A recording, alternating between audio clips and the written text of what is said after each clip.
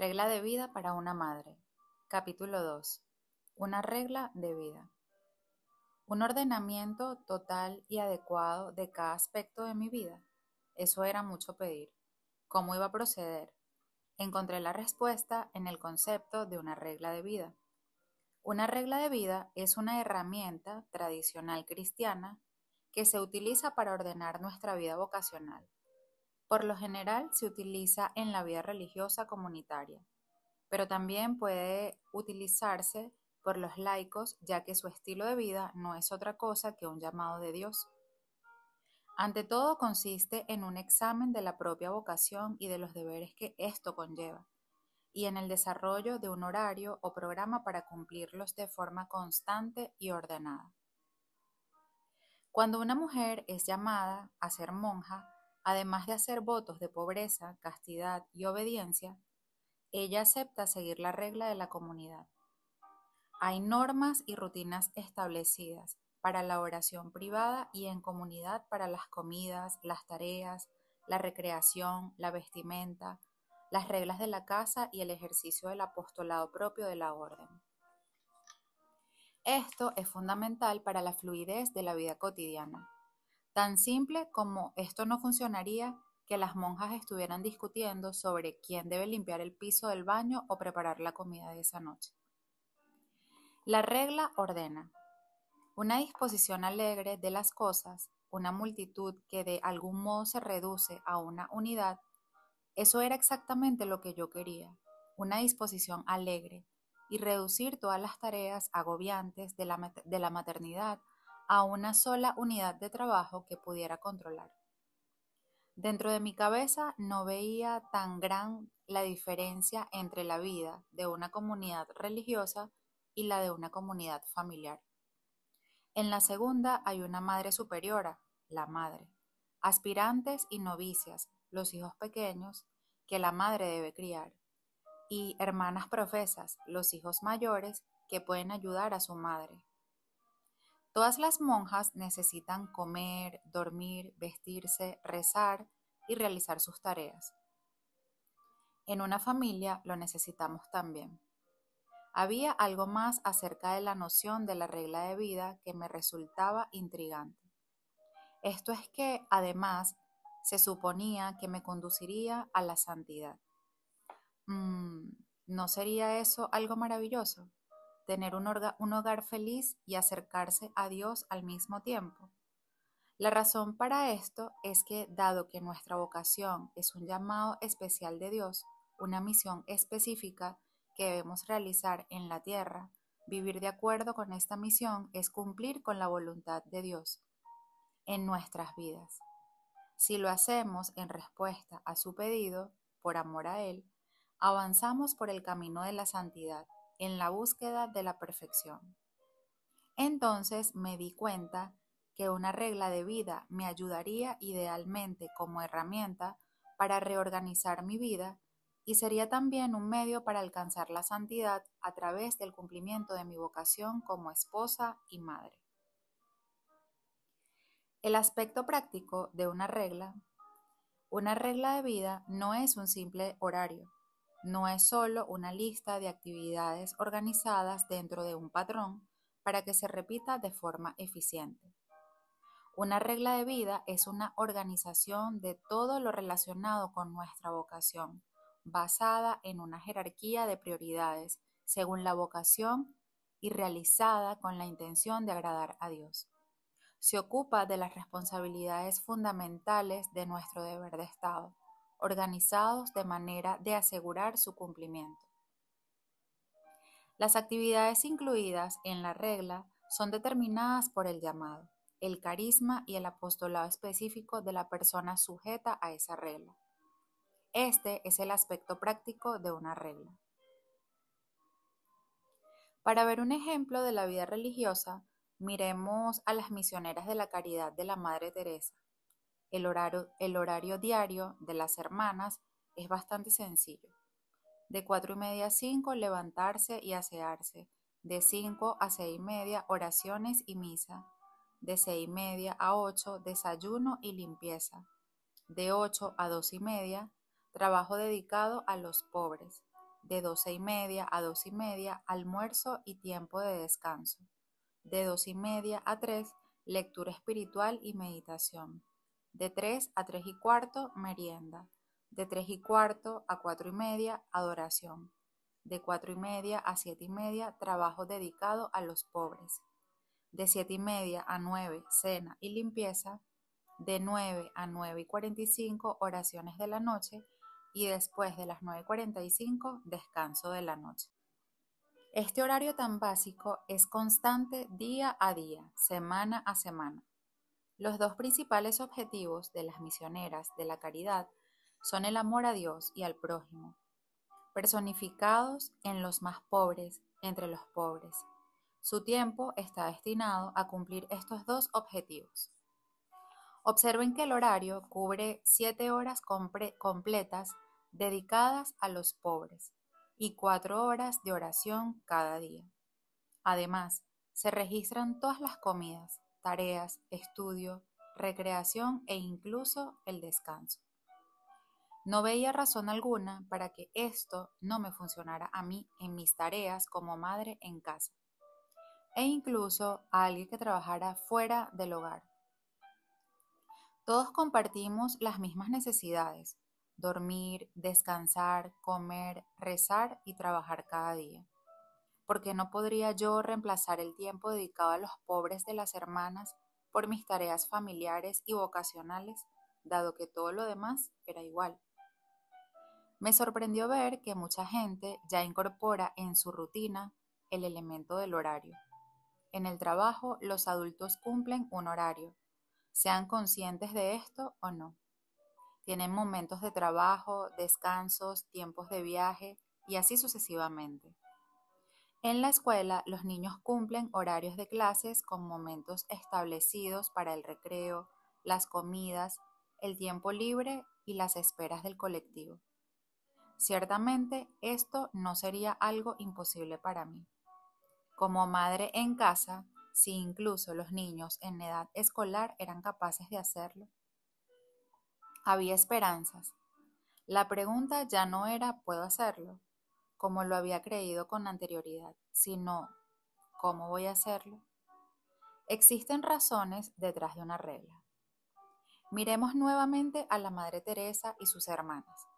Observamos que su vocación es amar a Dios y a su prójimo, personificado en los más pobres, entre los pobres.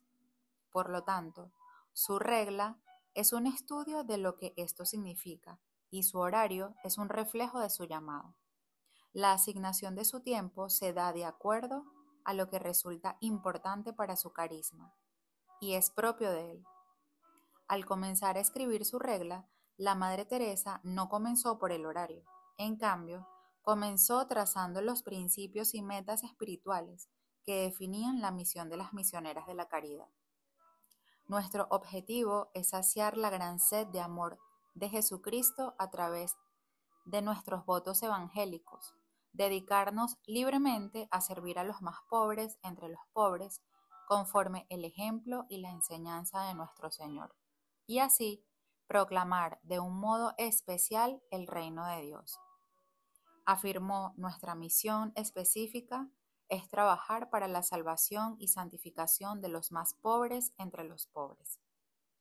Recién después de haber definido exactamente qué iba a hacer y por qué razón iba a hacerlo, fue que la Madre Teresa trazó un horario sencillo basado en esa misión. Según este horario, la mayoría del tiempo de las hermanas sería dedicado a la oración y al servicio de los pobres. Podemos ver entonces que el elemento práctico de una regla es la reflexión sobre los objetivos y la misión de nuestra vocación, lo cual debería determinar cómo utilizamos nuestro tiempo. Ahora bien, ya había intentado utilizar horarios anteriormente y había fallado. Esto se debía a que estaba tratando de organizar mi vida conforme a metas que no reflejaban las demandas de mi llamado como cristiana, esposa y madre. El estrés que había estado sufriendo sería resultado de un desorden en mis prioridades, considerando que solía estar desorientada con respecto a todo. Era consciente de cuáles eran mis tareas diarias principales. Después de todo, una regla de vida se ocupa primero de las responsabilidades fundamentales. ¿Cómo podría saber si les estaba dando la prioridad que merecían? Las 5 prioridades de la vocación matrimonial. A lo largo de mi investigación encontré una regla de vida escrita por un laico. La mayoría de las reglas que encontré pertenecían a órdenes religiosas.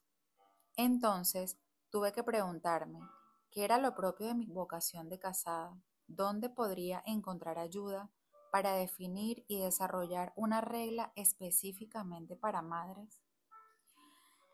Recordaba que un sabio y anciano sacerdote me hablara al principio de mi matrimonio de las 5 P de la vida matrimonial. Primera P, piedad. Segunda P, persona. Tercera P, pareja. Cuarta P, paternidad. Quinta P, proveedor. Este sacerdote me había dicho que toda mujer llamada a ser esposa y madre tenía ciertas obligaciones que debía cumplir, verdaderos deberes, dado que no podía ignorarlos o descuidarlos. Estos no son opcionales para una mujer casada, más allá de que realice otras actividades. Una madre que tratara de renunciar a cualquiera de estas 5 prioridades se asemejaría a un médico que abandona su consultorio para ejercer la abogacía. Incluso si sabíamos o no en lo que nos estábamos metiendo cuando dijimos sí quiero, estas obligaciones nos pertenecen en virtud de nuestra vocación matrimonial. El sacerdote me había explicado que estas prioridades deben clasificarse conforme a su importancia y que un matrimonio puede desordenarse cuando una prioridad inferior se prioriza sobre una superior. Por ejemplo, me dijo que según su experiencia, los maridos tienden a ubicar su rol como proveedor por sobre todos los demás y pasan demasiado tiempo, tanto mental como físico, en la oficina. Por otro lado, las esposas tienden a hacer esto con su rol como madres y no les queda suficiente tiempo para sus propias necesidades o las de sus maridos. De todos modos, dado que estas prioridades a menudo se interrelacionan, no tenemos que diferenciarlas con precisión matemática. Yo no debería ignorar a un niño herido simplemente porque estoy rezando el rosario, dado que éste pertenece a una prioridad superior. Por otro lado, en términos generales, tampoco debería permitir que las exigencias del cuidado de la casa y de la crianza de mis hijos me llevaran a descuidar mi vida de oración. Como regla general, estas 5 prioridades nos muestran las cosas en las que Dios quiere que ocupemos nuestra vida como madres, y Él espera un esfuerzo deliberado de nuestra parte para incluir a todas y resolverlas de manera razonable. Por lo tanto, comencé a ordenar mi vida de acuerdo a la jerarquía apropiada de prioridades. La primera P, piedad. Dios me llamaba a ordenar mi vida personal, teniendo como máxima prioridad el cuidado de mi alma y de mi cuerpo. El uso de mi tiempo reflejaría la importancia de estas actividades. Esto significaba que debía poner ante todo lo primero, y lo primero de todo era Dios. En vez de no tener tiempo para Dios, en medio de todo lo demás, debía organizar todo lo demás alrededor de Dios. En consecuencia, determiné qué oraciones y prácticas consideraba esenciales para la vida cristiana y organicé un horario para realizarlas. También creé un programa fijo para el estudio cristiano, la lectura espiritual, la misa, adoración y la confesión, así como días de retiro en silencio y reuniones con mi director espiritual. También tracé una rutina de oración familiar muy simple para ayudar a mis hijos a poner a Dios sobre todas las cosas. La segunda P, persona. A continuación debía asegurarme de satisfacer mis propias necesidades físicas y básicas. Entonces establecí cuánto tiempo consideraba que mi cuerpo necesitaba dormir para mantenerme descansada. cuánto ejercicio necesitaba, qué tipo de comida y suplemento vitamínico necesitaba y así siguiendo. Asimismo, consideré mi salud mental y emocional. La tercera P, pareja. Ahora Philip es un hombre adulto y capaz de cuidar de sí mismo, pero yo entendía que un matrimonio sólido y cariñoso es el cimiento de la vida familiar. Por eso, la siguiente distribución de mi tiempo y mi energía debía ser dirigida a mi compañero, mi marido. Así es que reservé todas mis noches para estar disponible para él ante todo, sobre cualquier otra actividad. La cuarta P, paternidad. Al elaborar mis necesidades, había también considerado las necesidades físicas y espirituales de mis hijos, pero ahora era el momento de enfocarme en cómo amarlos de manera constante y a conciencia. Intenté tener más disponibilidad para ellos durante el día y pronto descubrí que no solo necesitaban mi disponibilidad física, mis hijos también necesitaban que mi mente estuviera disponible para ellos. Necesitaban toda mi atención al estar con ellos.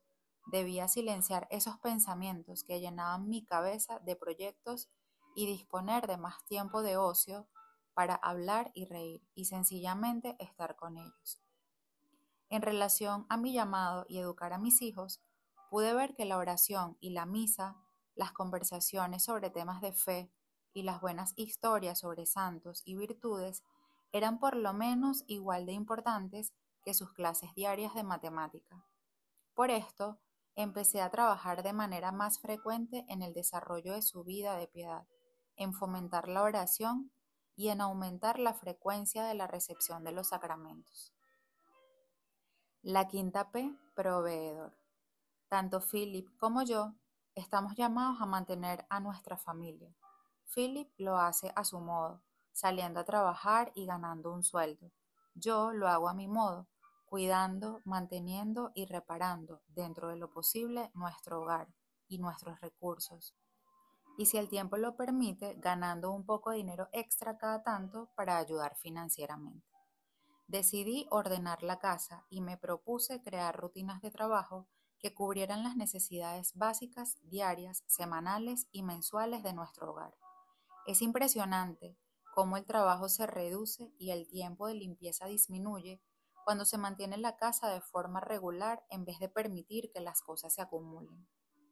También encontré tiempo para realizar proyectos en la casa y en el jardín y algunos proyectos rentables. Después de hacer todo esto, todavía tenía unas horas libres al día que podía destinar a realizar algún voluntariado, pasar tiempo con mi familia o prestar algún otro servicio a mi iglesia o a mi comunidad. Mi primera regla para una madre. Entonces, ¿cómo se veía mi regla una vez que organicé todo? Era realmente bastante simple. Tenía un formato diario y uno semanal. De lunes a viernes me levantaba a las 6:45. Alimentaba a los gatos, ponía el café y pasaba el tiempo restante hasta que los niños se levantaran a las 7:30 leyendo la Sagrada Escritura. De 7:30 a 9 nos vestíamos y aseábamos, ordenábamos el piso de arriba, preparábamos y tomábamos el desayuno, limpiábamos la cocina, poníamos la ropa a lavar, suministrábamos vitaminas, cambiábamos al bebé y nos lavábamos los dientes. De 9 a 10:15 rezábamos y realizábamos el trabajo escolar. Actualmente, entre 2 y 3 mañanas por semana vamos a misa. A las 10:15 enviaba a los niños fuera a tener un recreo. Yo ponía otra carga de ropa a lavar, tomaba una taza de café y hacía mis oraciones de media mañana. Por lo general, unos salmos o una coronilla.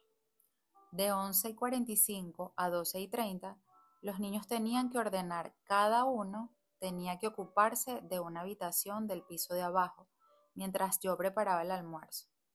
Luego almorzábamos y limpiábamos la cocina. Después yo ponía otro lavado de ropa. De 12:30 a 1:30, los niños tenían un rato de lectura o un juego silencioso en sus dormitorios. mientras yo rezaba el rosario o realizaba alguna lectura o reflexión espiritual. A la 1:30 me ocupaba del trabajo doméstico y de algún proyecto, terminaba alguna actividad escolar pendiente o realizaba alguna visita o cita programada. Trabajaba en el jardín o cosía, dependiendo del día. Los niños solían utilizar este tiempo para realizar algún proyecto escolar independiente, luego jugaban con los más pequeños, trabajaban en la computadora, veían algún video educativo, cosían, pintaban o construían creaciones de Lego. A las 3:30 llevaba a los niños fuera a otro recreo y yo tenía un descanso para tomar café o realizar alguna actividad recreativa. A las 4 entraba en la cocina hasta que la cena estuviera en la mesa a las 5:30. Me ocupaba de preparar las comidas o cocinar para el día siguiente, doblar la ropa, descargar el lavaplatos, poner la mesa, preparar el almuerzo de Philip para el día siguiente y configurar la cafetera para la mañana. Los niños más grandes tenían tiempo libre para pasarlo con su hermano y su hermana más pequeña. A las 5:15, antes de sentarnos a la mesa para la cena, cada uno de los niños ordenaba una habitación nuevamente y llevaban toda la ropa de la familia arriba a la habitación correspondiente. Después de la cena seguíamos una pequeña política. Nadie abandona la cocina hasta que esté limpia, incluido mi marido. Así es que en 5 o 10 minutos todo estaba terminado. Más adelante cambié el sistema a uno de tablas de tareas específicas para cada persona. Con el tiempo descubrimos que esto era más lento, así que por lo general realizábamos todas las tareas juntos rápidamente, aunque todavía están las tablas y los niños sean capaces de realizar cada tarea por su cuenta si fuera necesario. Luego tenía tiempo libre para hacer una caminata, visitar el Santísimo Sacramento y volver a tocar un poco el piano. Mientras tanto, los niños guardaban su ropa, tenían un rato libre o se bañaban y se alistaban para acostarse. A las 7:30 rezábamos en familia y hacia las 8 era hora de que los niños se fueran a dormir. Entonces, he desarrollado una hora de acostarse escalonada conforme a las distintas edades de los niños. Por el resto de la noche estaba libre para estar con Philip o trabajaba en proyectos de costura o me dedicaba a otros intereses. También dedicaba un poco de este tiempo en algún estudio piadoso o relativo a mi vocación. De vez en cuando veía un programa de televisión, la mayoría de las noches alrededor de las 10. Preparaba las cosas para el día siguiente. Vaciaba el lavaplatos, ordenaba rápidamente lo que hubiera quedado por hacer en el piso de abajo, guardaba mi ropa si Philip aún no lo había hecho y me aseaba. Antes de irme a dormir a las 10:30, dedicaba unos pocos minutos a la oración. Los sábados no seguía este horario. Me aseguraba de conservar las oraciones de la mañana, de la tarde y de la noche, y mantenía la limpieza de la cocina y el lavado de la ropa. Los días sábados, 1 o 2 veces por mes, los niños se confesaban. El resto del tiempo era para mí. Sábado de por medio me tocaba mi día de salida. Los domingos, según me había aconsejado mi director espiritual, debía cumplir solo 3 objetivos: estar mucho con Dios, estar mucho con mi familia y descansar mucho. Esto era fácil. El domingo por la noche ordenábamos todos juntos rápidamente antes de rezar. Ese era el horario diario. También había actividades semanales. Los lunes y viernes tenía hora santa en la capilla de adoración perpetua de nuestra comunidad. Los viernes limpiábamos el piso de abajo, sacábamos el polvo, aspirábamos y pasábamos el trapo. Y después de eso siempre teníamos noches de películas, con gaseosas y papas fritas. Sábado de por medio, cuando no me tocaba salir, limpiábamos el piso de arriba, lo que incluía cambiar las sábanas. Por ese entonces, Philip y yo teníamos un cenáculo cada 15 días. Me confesaba semana de por medio, el día que me tocaba salir, y me reunía con mi director espiritual una vez por mes. Los jueves por la noche hacía cuentas y pagaba las facturas, y los miércoles, luego del pago quincenal, congelaba y limpiaba nuestra vieja heladera y nuestro freezer, mientras hacía la lista de compras. Con unas amigas que también hacían homeschooling, habíamos organizado intercambiar niños 1 o 2 tardes por semana. En esos días que mis hijos no estaban en casa, me ocupaba hacer compras, acudir a consultas o trabajar en proyectos domésticos especiales. Todo aquello que pudiera acomodarse dentro de una rutina se incorporaba al horario. Me ahorraba tener que reorganizar cosas en todo momento. También permitía la interferencia de emergencias u otras realidades. Aquellos días en los que había un niño enfermo o no me había pasado toda la noche en vela o recibíamos visitas inesperadas, nos poníamos en modo de mantenimiento. Entonces sencillamente me aseguraba de que se llevaran a cabo las cosas imprescindibles, incluso si esto interrumpía mi tiempo libre. Para mí, las cosas imprescindibles eran la oración, las comidas, el lavado de ropa y el orden. Y para los niños era realizar sus tareas de matemática y lengua, si no estaban enfermos. También, si todos nos sentíamos estresados o agobiados, como puede suceder cuando haces homeschooling, había incluido dentro de mi regla la posibilidad de dejar todo de lado y pasar el día realizando interesantes experimentos científicos o salir de casa para cambiar el ritmo. Las necesidades personales de mi familia eran mi prioridad. Después de todo, la regla es una herramienta, no un tirano. El horario está hecho para la familia, no la familia para el horario. De lo único que debía cuidarme era de que este horario tan pobre se convirtiera en la norma. Debía aprender a ser flexible, pero no tanto que volviera a salirme del horario. Desde que empecé a implementar mi regla, estos plazos básicos que satisfacían todas las necesidades de nuestra vida diaria han sido más o menos una constante. Los horarios reales son bastante uniformes, aunque no soy tan exigente con el comienzo del almuerzo a las 12 en punto, ahora que estoy acostumbrada a mi regla y que sé cuánto tiempo llevan las cosas. Me di cuenta de la importancia de tener tiempo de sobra para el cumplimiento de las distintas tareas. Si no, me estresaba demasiado. Al principio dedicaba una buena cantidad de tiempo a ajustar y evaluar lo que estaba funcionando y lo que no. Y cada otoño ajusto la regla para satisfacer las necesidades y capacidades de mis hijos. Como han crecido, ahora me ayudan en la cocina a preparar las comidas. Hubo un momento en que yo cocinaba todo. Ahora Ana es perfectamente capaz de seguir instrucciones para preparar la cena familiar un par de noches por semana. Ella y los demás también ayudan a preparar el almuerzo. Les encomiendo las tareas que cualquiera de nosotros puede cumplir y yo me ocupo de aquellas que solo yo puedo realizar.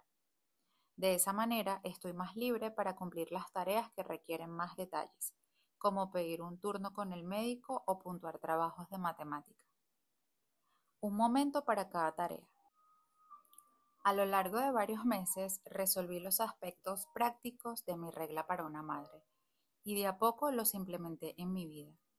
Recuerdo ese primer verano cuando Philip comenzó sus vacaciones y hablábamos de lo que haría con su tiempo. Yo tenía las cosas tan ordenadas que pude mirarlo honestamente y decirle, aparte del baño de los pequeños, después de la cena, no hay trabajo que tengas que hacer en la casa. Tal vez podrías enfocarte en otras cosas de la casa o construir la galería. Imagínense, ¿se les ocurre a alguna mujer en su sano juicio que le diga a su marido que no necesita ayuda alguna en la casa? Era cierto, las cosas funcionaban tan bien que realmente no necesitaba ayuda extra. Lo primero que noté fue que había un orden en mi hogar. Lo primero que Philip notó fue que cada día la ropa se guardaba en los cajones y él no tenía que salir a cazar medias. La casa estaba limpia. Cada cosa tenía su lugar, cada cosa tenía su momento. En consecuencia, esto liberaba mi mente de miles de preocupaciones. Mientras que en el pasado me hubiera quedado mirando la casa pensando qué tarea abordar primero, y mientras me ocupaba de una, otras 100 nuevas me estarían preocupando, ahora sabía exactamente en qué momento se realizaría cada tarea, sabiendo que ordenaríamos la casa justo antes de la cena. No pasaba el día ordenando constantemente. Sabiendo que lavaríamos la ropa por la mañana, no sentía presión al ver la ropa sucia en el canasto cada noche. Sabiendo que el viernes limpiaríamos el piso, no me preocupaba tanto el piso sucio del jueves por la noche, porque había un tiempo y un lugar para todo, y aquellos momentos en los que no tenía programado una tarea eran libres. Dejé de pensar en todas las preocupaciones que pasaban sobre mí y pude concentrarme en el momento presente total y libremente.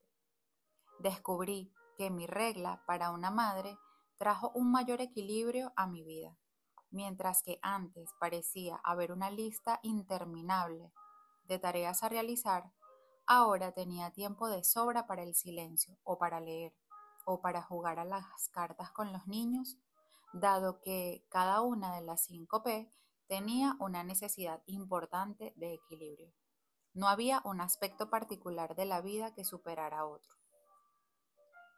Le dedicaba a cada necesidad de mi vocación y de mi vida personal el tiempo que le correspondía. Por consiguiente, descubrí una mayor variedad de intereses en mi vida diaria, así como el verdadero tiempo libre. La vida no era todo trabajo o todo juego, sino una sana combinación de ambos. Esto redujo significativamente mi nivel de estrés y aumentó mi satisfacción personal por estar en casa. ¿Y los niños? Los niños estaban floreciendo, dejando de padecer lo que yo llamaba el síndrome del programa de televisión, según el cual, al no tener un plan fijo para la tarde, se veían tentados de ver un programa después del otro sin final, por falta de algo significativo para hacer. En cambio, ahora tenían sus días planificados.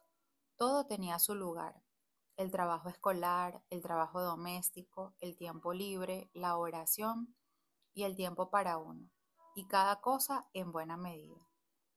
Nicky, mi hijo más grande, me decía cosas como: ¿sabes qué, mamá? De verdad me siento bien cuando hago mi trabajo. ¿Y sabes qué, mamá? Si mantenemos todo ordenado, hay menos trabajo para hacer el día que toca limpiar. ¿Por qué no hacemos eso? Sí, ese era mi genio de 6 años. La regla tenía otro beneficio que yo nunca hubiera predicho: reducía las disputas y discusiones con los niños, dado que ahora había tiempo para todo. Yo no interfería constantemente con su tiempo libre para pedirles que realizaran algún trabajo. El tiempo libre era realmente libre, y los quejidos de fastidio en su mayoría desaparecieron, porque ahora sabían qué era lo que se esperaba de ellos y cuándo. La regla y su flujo de trabajo, descanso, juego y oración los motivaba a terminar su trabajo y tenían el tiempo necesario para hacerlo. Además, el hecho de saber que el trabajo estaría terminado en 15 minutos los ayudaba a verlo en perspectiva. Sabían que las desagradables tareas que mamá les asignaría tendrían un final. El sufrimiento se reduce cuando nos damos cuenta que no será eterno. Beneficios espirituales de una regla para una madre. Muy a menudo me había preguntado cuál era la voluntad de Dios para mí.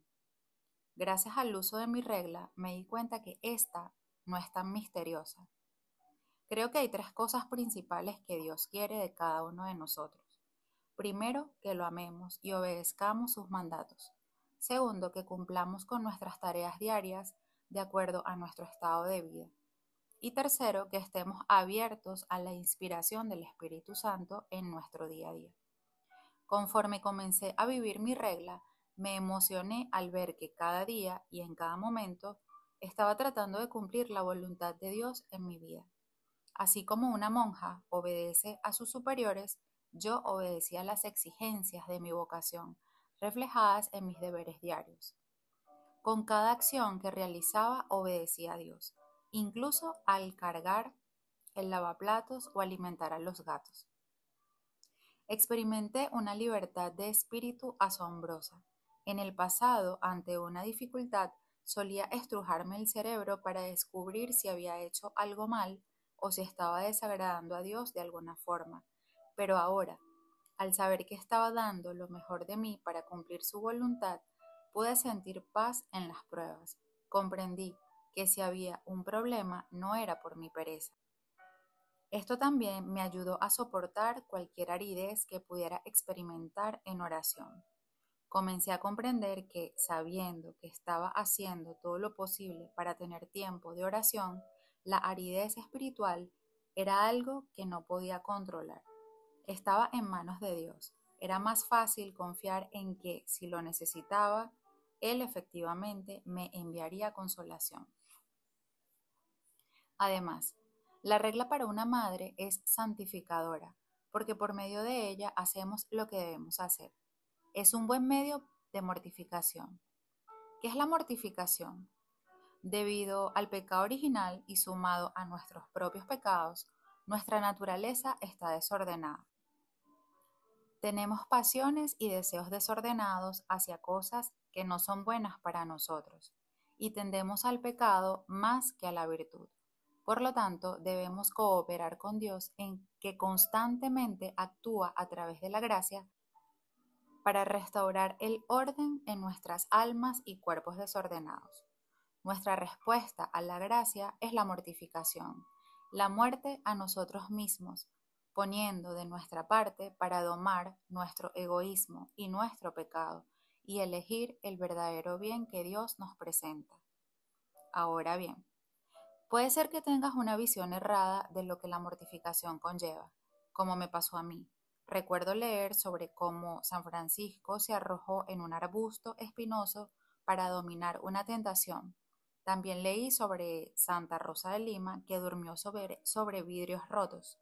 Muchos santos medievales llevaban ropa áspera que irritaba su piel constantemente. Pero este tipo de mortificación es extraordinaria y ni siquiera es conveniente para el cristiano promedio.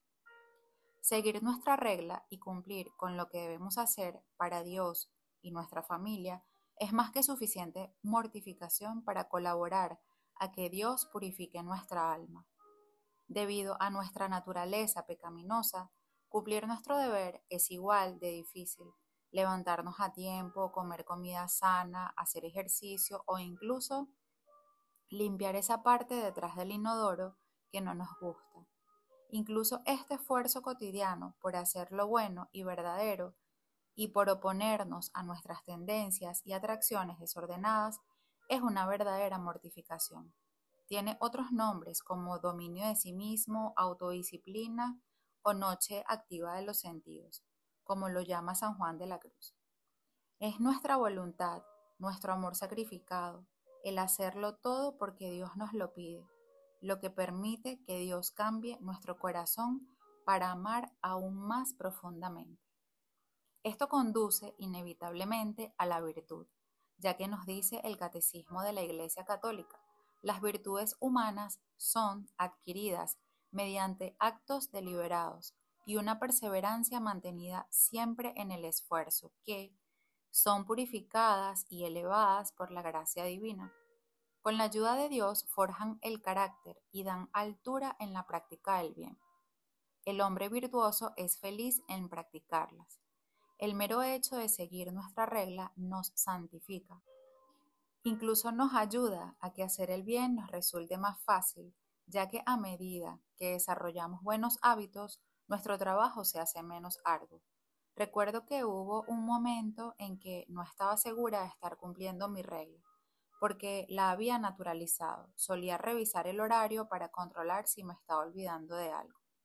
Asimismo, noté que mi regla también ayudaba a mis hijos en este punto.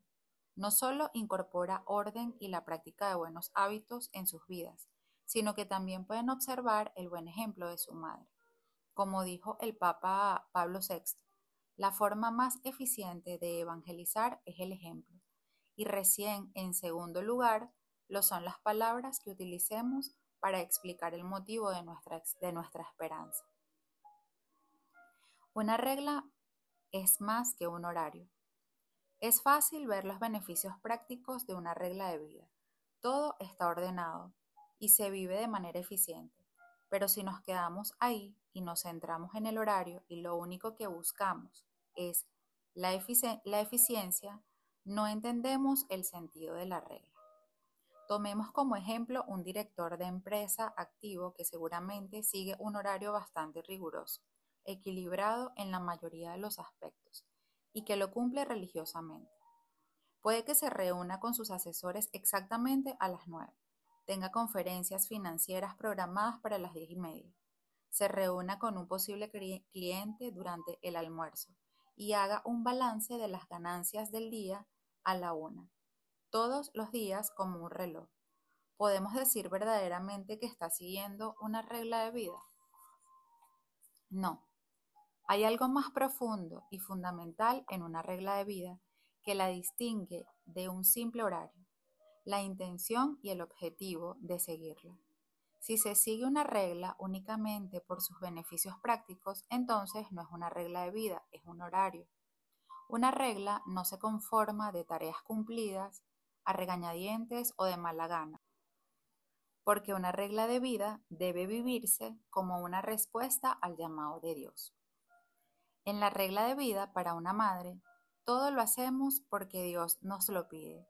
Es aceptar y abrazar mi vocación porque Dios quiere que así lo haga, ya sea por obediencia en un principio o más adelante simplemente por amor a Él. El verdadero corazón de la regla es sufrir la lucha constante de ajustar mi actitud y mi perseverancia a su visión de mi vida. Consiste en hacer todo lo que Él pide porque Él lo pide por amor a Él.